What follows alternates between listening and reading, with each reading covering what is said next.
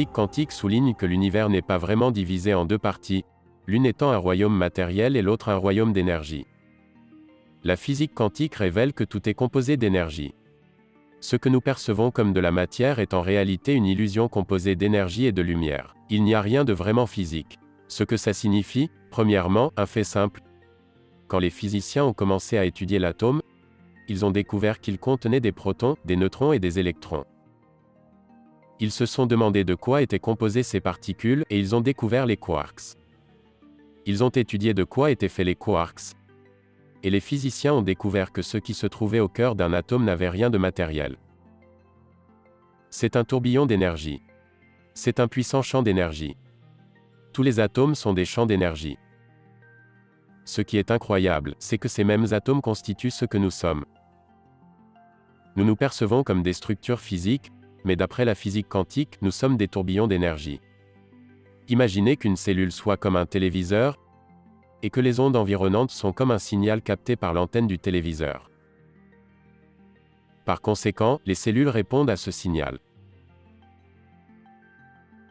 Tout le monde a des antennes différentes, ce qui fait que chacun reçoit un signal différent du champ.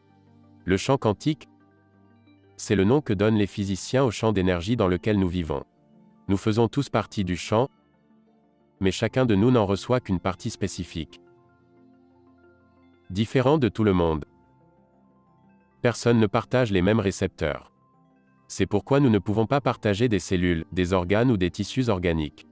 Voici quelque chose d'intéressant. Si une cellule est comme un téléviseur recevant un signal. Qu'arrive-t-il si votre télé se brise? Elle est hors d'usage. Mais la question est, la télé est morte mais le signal que je recevais est-il toujours émis? Bien sûr qu'il est toujours là. La télé n'est plus là, mais le signal est toujours présent. Mais comment le savoir? Il suffit de prendre un nouveau téléviseur, de l'allumer, de le régler sur la bonne fréquence et l'émission continue d'être diffusée. Ça s'applique aux humains également.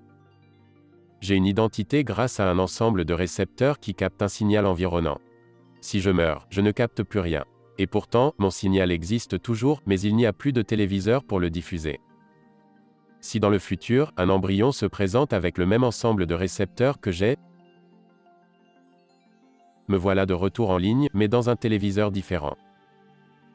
Peu importe qu'elle soit masculine ou féminine, c'est une télé.